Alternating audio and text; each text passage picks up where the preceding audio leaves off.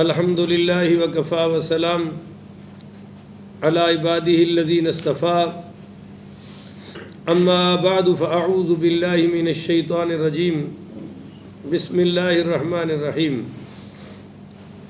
معزز سامعین، 13 جنوری 2024 بروز ہفتہ بعد نماز فجر کا یہ درس قرآن انشاءاللہ تفسیر سورۃ النور آیت نمبر 21 اور 22 پر مشتمل ہوگی۔ آپ اللہ تعالیٰ سے دعا فرمائیے اللہ مجھے شرح صدر کے ساتھ حق سچ بیان کرنے کی توفیق عطا فرمائے، اور اللہ تعالیٰ ہمیں عمل والی باتوں پر عمل پیرا ہو کر زندگی گزارنے کی توفیق عطا فرمائے۔ کل کے درس میں یہ بیان ہوا تھا کہ ان الذین یحبون ان تشیع الفاحشۃ فی الذین آمنوا، بے شک جو لوگ یہ پسند کرتے ہیں کہ پھیلے بے حیائی ان لوگوں میں جو ایمان لا چکے ہیں، لہم عذاب علیم، ان کے لیے دردناک عذاب ہے، فی الدنیا والآخرہ، دنیا میں بھی اور واللہ یعلم وانتم لا تعلمون، اور اللہ تعالیٰ حقیقت کو جانتا ہے مگر تم نہیں جانتے۔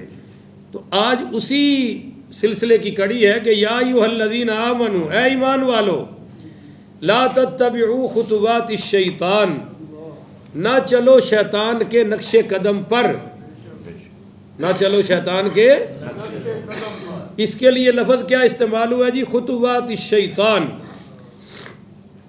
قدموں کے درمیان جو جگہ ہوتی ہے نا، قدموں کے درمیان، اس کو کہتے ہیں خطوہ، اور اس کی جمع ہے خطوات۔ یہ مصدر نہیں، اسم ہے، خطا یختو کا مصدر خطوتن ہے۔ تو مطلب کیا ہے کہ شیطان کی پیروی کرنی، شیطان کے نقش قدم پہ چلنا، اور اگر چل پڑے، اور جو چل پڑے، جو چل رہے ہیں، جو اس وقت اما عائشہ رضی اللہ تعالی عنہا کے تہمت والے معاملے میں چل پڑے تو وہ شیطان کے راستے پر تھے۔ اور وَمَن يَتَّبِعْ خُطُوَاتِ الشَّيْطَانِ، اور جو بھی شیطان کے نقش قدم پر چلتا ہے، شیطان کا پیرو بنتا ہے، شیطان کی مریدی کرتا ہے، فَإِنَّهُ يَأْمُرُ بِالْفَحْشَاءِ وَالْمُنکَرِ، تو وہ حکم دیتا ہے اپنے پیروں کو بے حیائی کا اور ہر برے کام کا۔ وَلَوْلَا فَضْلُ اللَّهِ عَلَيْكُمْ، اگر نہ ہوتا تم پر اللہ تعالیٰ کا فضل، یعنی تہمت لگانے والوں پر بھی اللہ کا فضل آ گیا۔ پتہ چلا کہ جو کبیرہ گناہ کرتے ہیں ان کو تو توبہ کی توفیق مل جاتی ہے، پر جو کبیرہ گناہ گھڑتے ہیں اور کرتے ہیں تو گھڑنے والے ذرا مشکل میں ہوتے ہیں۔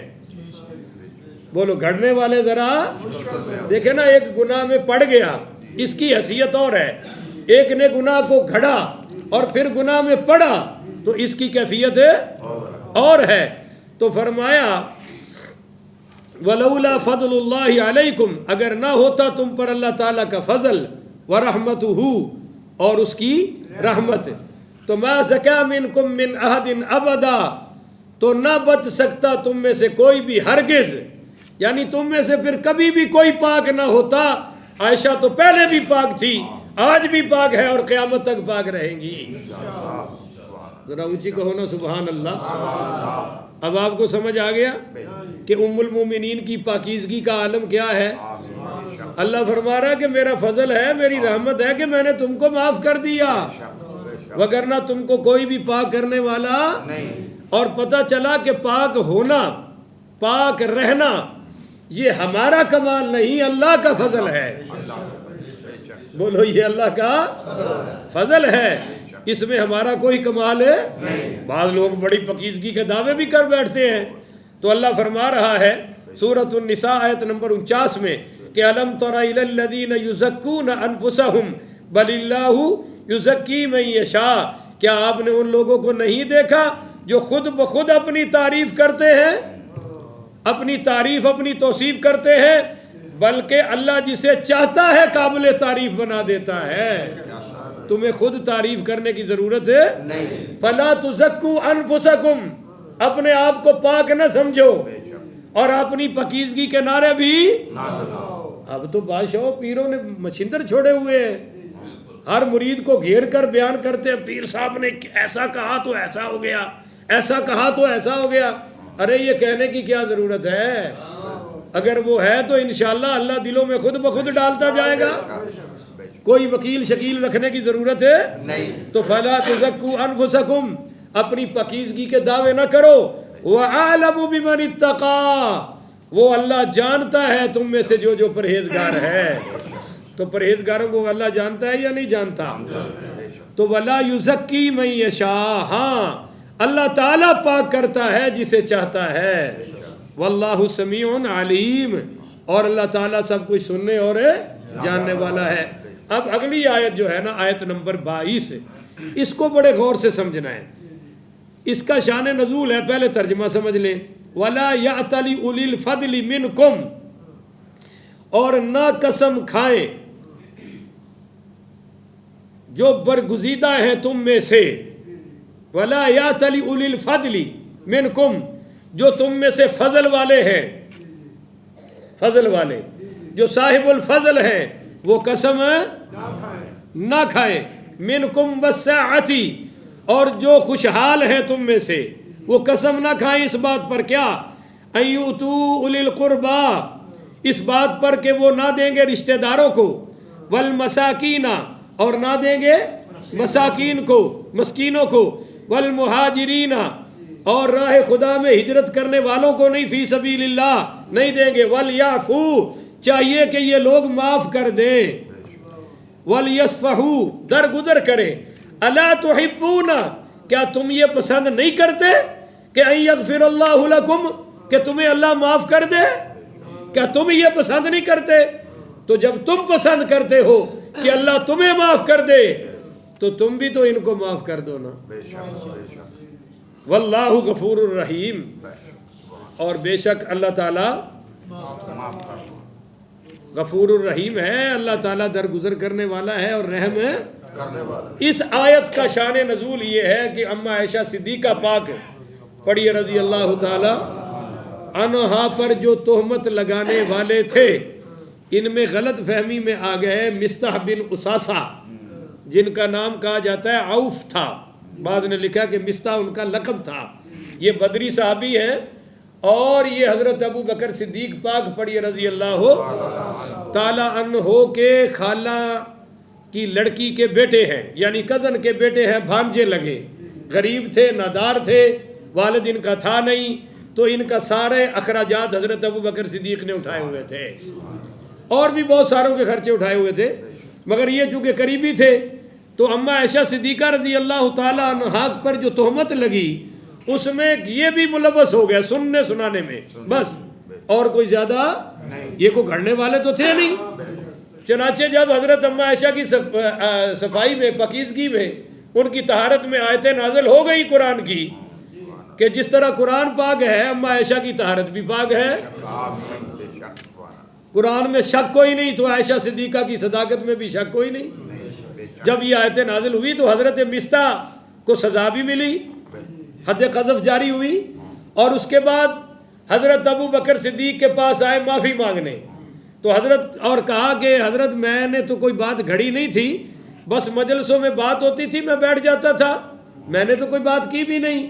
تو حضرت ابو بکر صدیق نے فرمایا تو خوش تو ہوتا تھا، ہنستا تو تھا، بات سنتا سناتا تو تھا، مزے تو لیتا تھا. تو حضرت مستح نے کہا جی یہ تو ہو سکتا ہے کہ مجھ سے ہو گیا ہو، پر بات گھڑنے والوں میں نہیں ہوں. تو سیدنا صدیق اکبر پاک رضی اللہ تعالیٰ عنہ نے قسم اٹھا لی کہ آج کے بعد اس کی نہ کوئی مدد کروں گا نہ خدمت کروں گا، کچھ بھی نہیں. قسم اٹھا لی. اب جب قسم اٹھا لی تو پھر یہ آیت نازل ہو گئی. پتہ چلا جو گناہ سے واپس آ جاتے ہیں اللہ ان کی وکالت فرماتا ہے.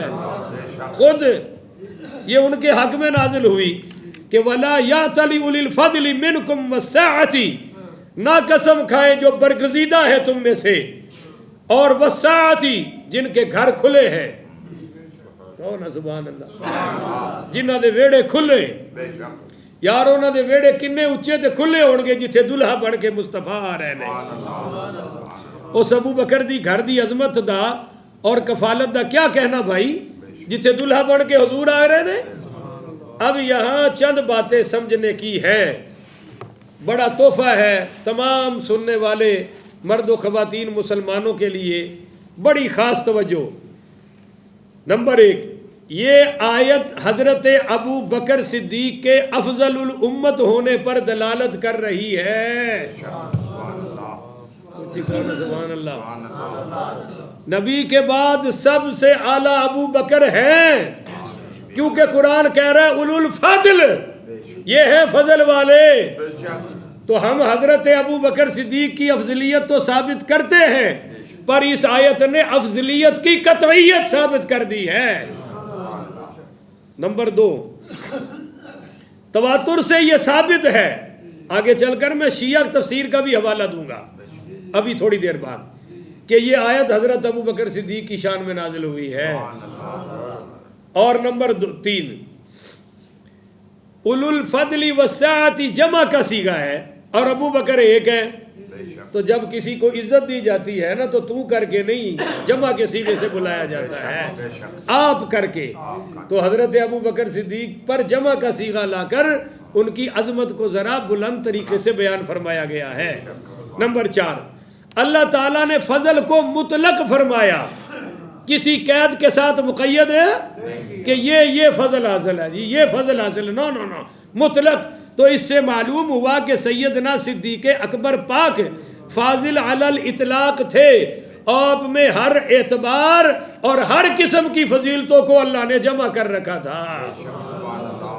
کہو سبحان اللہ۔ نمبر 5، اللہ تعالیٰ نے فرمایا اولو الفضل منکم والسعۃ، جو تم میں سب سے زیادہ صاحب فضیلت ہیں، تو یہ حضرت ابو بکر صدیق کی صفت خصوصہ ہے، صفت مخصوصہ ہے، خاص صفت ہے۔ نمبر 6، فضل کا معنی ہے زیادہ۔ بولو جی، فضل کا معنی کیا ہے؟ اللہ تم میں فضل فرمائے، یعنی ابو بکر صدیق تمام مومنوں سے زیادہ اللہ کی عبادت کرنے والے ہیں۔ نمبر 7، فرمایا کہ جو تم میں سب سے زیادہ صاحب وسعت ہے، یعنی ابو بکر صدیق رضی اللہ تعالی عنہ ہو۔ توجہ سے نقطہ سمجھنا، نیکی میں، احسان کرنے میں، عبادت کرنے میں اور مسلمانوں میں شفقت کرنے میں حضور کے بعد سب سے زیادہ کرنے والے ہیں اور سب سے پہلے نمبر پر ہیں۔ اب توجہ کیجئے، جس کی سخاوت کا گواہ قرآن ہو اس کو باغ فتح قبضے میں لینے کی ضرورت ہے نہیں، تو قرآن کے یہ دعوے کدھر جائیں گے؟ قرآن تو کہہ رہا ہے وہ دینے والے ہیں، بولو لینے والے نہیں۔ تو سب پر احسان، نیکی، عبادت کرنے میں پہلا درجہ حضور کے بعد کس کا آ گیا؟ حضرت ابو بکر۔ ان اللہ مع الذین اتقوا والذین هم محسنون، اللہ فرما رہا ہے سورۃ النحل آیت نمبر 128 کہ بے شک اللہ تعالیٰ متقین اور نیکی کرنے والوں کے ساتھ ہے۔ تو وَسَيُجَنَّبُهَا الْأَتْقَى میں تقویٰ کا بھی سرٹیفکیٹ اللہ نے دیا ہے، یہاں نیکی کرنے کا بھی آ گیا۔ تو یہ فضیلت ہے سیدنا صدیق اکبر پاک رضی اللہ تعالی عنہ کی۔ نمبر 8، صاحب وسعت اسی وقت لائق تعریف ہوتا ہے جب وہ فیاض اور جواد ہو، یعنی مال والا تعریف والا کب بنتا ہے؟ جب وہ خرچ کرنے والا ہو۔ بولو تو صحیح نا، اور پیسے بڑے ہیں پر اللہ کے نام پہ جیب میں ہاتھ ڈلتا نہیں، ہولی بولتے کیوں؟ اللہ کے نام پہ جیب میں ہاتھ پڑتا بلکہ دل کو پڑ جاتا ہے، نہیں سمجھے ہو؟ جیب میں تو ہاتھ پڑتا نہیں، دل کو پڑ جاتا ہے کہ وہ پیسے لگ جائیں گے۔ تو کہتے رہے پھر پنجابی کہ بھائی گھوڑی تو پوچھڑ لمبا ہے، اپنا ہی کاجا کجدی ہے، ان دی پوچھڑ بے شک جنی مرضی لمبی ہوئے، بولو کسے دے کام آ سکتی؟ تو یہ مثال ہے۔ ہاں اگر مالدار بھی ہو، مہمان نواز بھی ہو، مالدار بھی ہو، سخی بھی ہو، مالدار بھی ہو، اللہ کے نام پہ لٹانے والا بھی ہو، تو پھر وہ قابل تعریف ہوتا ہے۔ چنانچہ نبی کریم پڑھیے صلی اللہ علیہ وآلہ وسلم نے فرمایا تم میں سے سب سے بہتر آدمی وہ ہے جو لوگوں کو نفع پہنچانے والا ہے۔ تو حضرت ابو بردہ پڑھیے نا رحمت اللہ، یہ بیان کرتے ہیں کہ ایک دن ابو الحلال رحمت اللہ علیہ نے حضرت علی پاک رضی اللہ تعالی عنہ سے سوال کیا کہ اس امت میں اس کے نبی کے بعد، اللہ کے نبی کے بعد سب سے افضل کون ہے؟ تو حضرت علی پاک نے فرمایا ابو بکر، ابو بکر سب سے اعلیٰ ہیں۔ اس نے کہا ابو بکر؟ فرمایا ہاں۔ اس نے کہا ابو بکر؟ فرمایا ہاں۔ اس نے کہا پھر اس کے بعد؟ تو فرمایا اس کے بعد عمر ہے۔ یہ میں آپ کو پتہ ہے 10 قسطیں بیان کر چکا ہوں اس پر کہ مولا علی کی منور زبان اور مولا صدیق کی مقدس شان، یہ بھی اسی کی کڑی سمجھ لیجئے کہ حضرت علی نے فرمایا اس کے بعد ابو بکر، اس نے کہا جی اس کے بعد؟ تو فرمایا بھائی اس کے بعد تو پھر عمر ہے۔ اس نے جلدی سے کہا امیر المومنین پھر تو آپ ہی ہیں۔ فرمایا نہیں بھائی میں اللہ کے بندوں میں سے بندہ ہوں۔ یعنی مولا علی ہیں تو بہت افضل، پر اپنی افضلیت کا دعویٰ کیا، نعرہ لگایا کہ حضور کے بعد پہلے درجے پر ابو بکر صدیق ہے۔ اچھا جی، ابو مخلد مازنی رحمۃ اللہ علیہ بیان کرتے ہیں کہ حضرت علی پاک پڑھی رضی اللہ تعالیٰ عنہ نے فرمایا کہ جب رسول اللہ صلی اللہ علیہ وسلم نے وصال فرمایا، پردہ فرمایا، تو ہم نے جان لیا کہ حضور پاک کے بعد سب سے افضل ابو بکر صدیق ہے۔ کچھ کہو نا یار سبحان اللہ۔ اور جب ابو بکر فوت ہوئے، پردہ فرمایا، تو ہم نے جان لیا کہ ابو بکر صدیق کے بعد اس امت میں سب سے افضل حضرت عمر پاک ہے۔ اور حضرت عمر کے بعد سب سے افضل ہیں ایک شخص، مگر ان کا نام امت جانتی ہے کہ وہ حضرت عثمان غنی ہے۔ پڑھی رضی اللہ تعالیٰ۔ حضرت علی بن ابی طالب بیان کرتے ہیں کہ میں نے رسول پاک شاہ الاولاق صلی اللہ علیہ وآلہ وسلم کو یہ فرماتے ہوئے سنا کہ میری امت میں سب سے بہتر ابو بکر ہے، پھر عمر ہے۔ تو اب ایک حوالہ سن لیجئے، شیعہ کے مشہور محقق عالم ابو عمر محمد بن عبد العزیز الکشی بیان کرتے ہیں کہ ابو عبداللہ علیہ السلام نے مجھ سے کہا،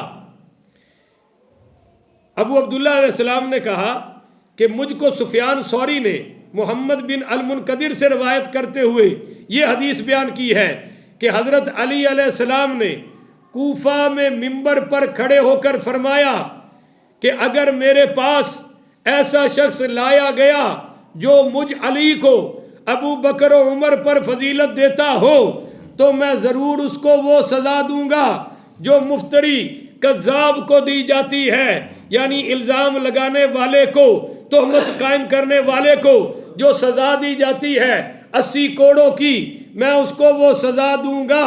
ابو عبداللہ علیہ السلام نے کہا ہمیں مزید حدیث بیان کرے، تو سفیان نے جعفر سے روایت کیا کہ ابو بکر اور عمر سے محبت رکھنا ایمان ہے اور ان سے بغض رکھنا کفر ہے۔ بولو بھئی ان سے بغض رکھنا۔ یہ جناب رجال الکشی صفحہ 338 نہ ہو شیعوں کی کتاب میں رجال کشی میں، جو چور کی سزا قیامت تک جھیلنے کو تیار ہوں۔ اب کہو نا سبحان اللہ۔ تو شیعوں کی اس کتاب سے پتہ چلا جو ابو بکر عمر سے بغض رکھتا ہے، بولو وہ مسلمان اور مومن ہے۔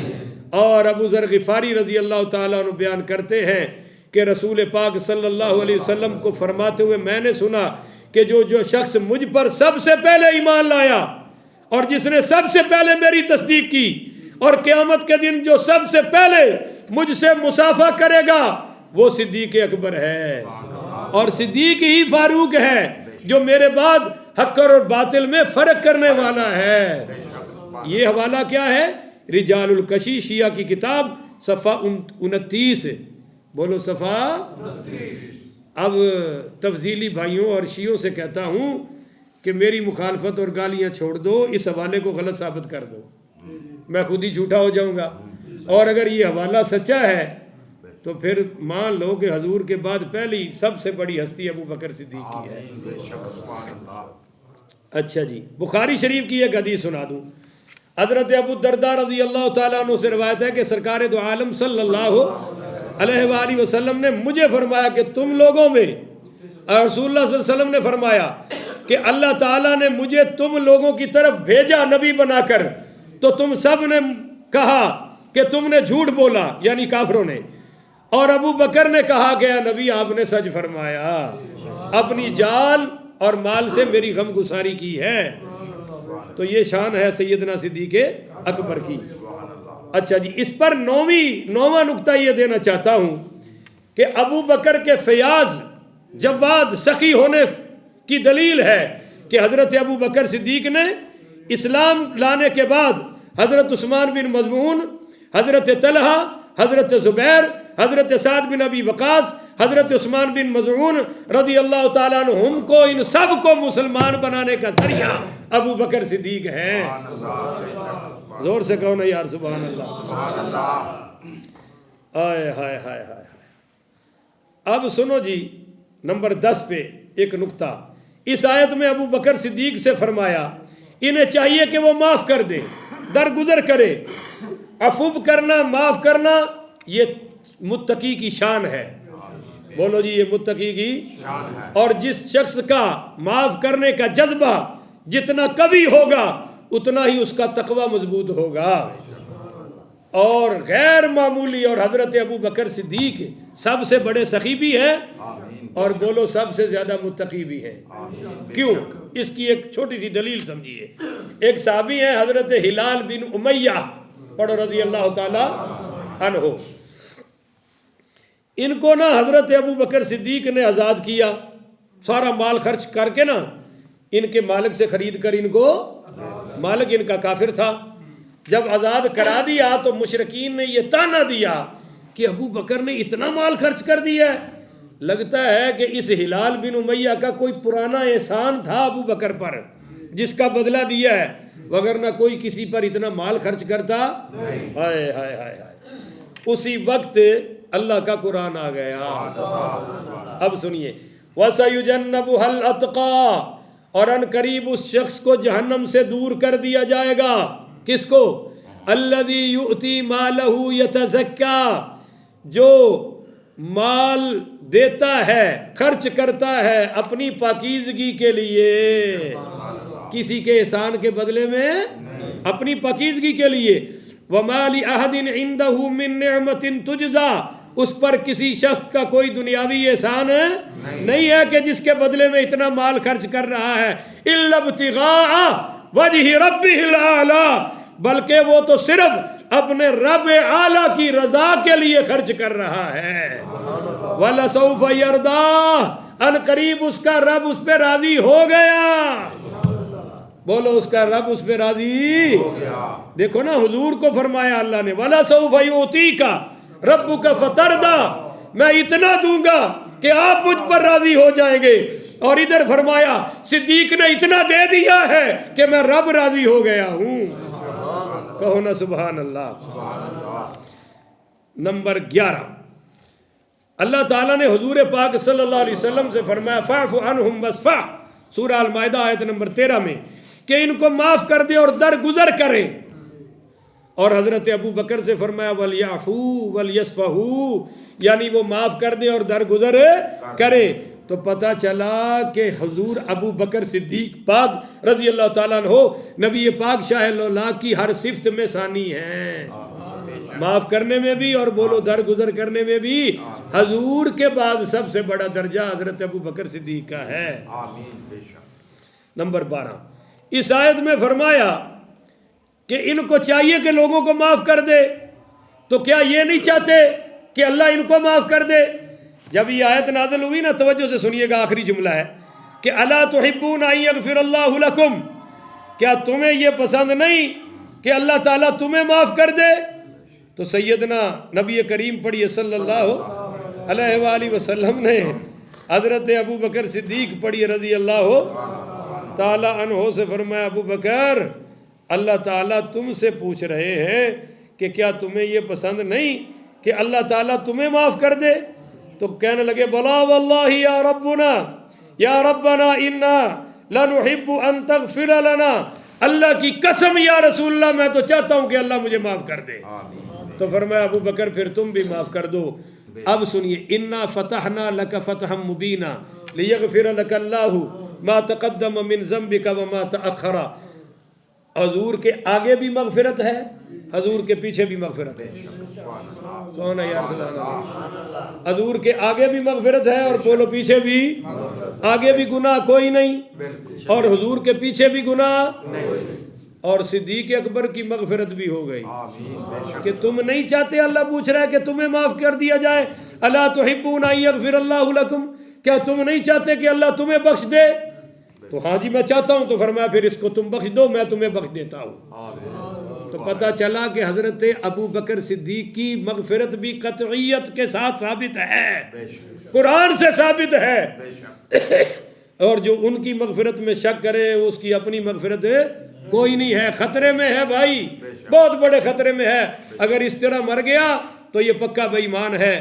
تو جب یہ آیت نازل ہو گئی تو حضرت ابو بکر صدیق رضی اللہ تعالیٰ عنہ نے حضرت مستہ کو معاف کیا، صلح کی اور خرچہ پہلے سے بھی زیادہ کر دیا. ہم لوگ بھی کیا یہ جذبہ رکھتے ہیں کہ کوئی ہماری بیٹیوں کے بارے میں بات کر دے اور معافی مانگے تو معاف کر دے؟ ہم تو بھائی اس سے چھوٹی بات بھی معاف کرنے کو تیار ہے. کوئی بات کر دے ہمارے بارے میں تو ہم معاف نہیں کرتے. اور یہاں بیٹی بھی وہ جس کی عظمت قرآن بیان کر رہا ہے، بیٹی بھی وہ جو لباس رسول ہے، بیٹی بھی وہ جو قیامت تک کے مومنوں کی ماں ہے، اس کے بارے میں بات کی. اور اللہ سفارش کر رہا ہے کہ معاف کر دو نا، میں تمہیں کرتا ہوں تم اس کو معاف کر دو. تو پھر سرکار دو عالم صلی اللہ علیہ وآلہ وسلم نے وہ معاف کرائی اور انہوں نے خرچہ پہلے سے زیادہ کر دیا. اور ایک بات یاد رکھے، یہ حدیث میں ثابت ہے کہ جب تم کسی کام کے نہ کرنے کی قسم اٹھا لو اور تمہیں پتہ چل جائے کہ مجھے یہ قسم نہیں اٹھانی چاہیے تھی، بس جذبات میں اٹھا بیٹھا، تو فرمایا اس قسم کا فوری کفارہ ادا کر دو، اس کو ختم کر دو. اب یہ آڑ نہ بنا لو، او جی میں نے تو قسم کھا رہی ہے اب میں یہ کام کروں گا. مثلاً کوئی آکھے جی میں ہن قسم کھانا میں اس مسیتے وڑنا، ہن تسی چلے جاؤ جی آ جاؤ مسیتے، وہ آکھے جی میں تو قسم کھائی ہے. تو اللہ نے قرآن فرمایا کہ میرے نام نو گناہ کرن دا ذریعہ نہ بناؤ، نیکی دا دیوار نہ بناؤ. اتھے ہی اپنی قسم دا کفارہ دے دیو اور وہ کام دوبارہ کرو جو اعلیٰ ہے. بہن کے گھر نہ جانے کی قسم کھا لی تو توڑ دو نا بھائی، سکی بہن ہے اس سے تو جدائی ہو سکتی.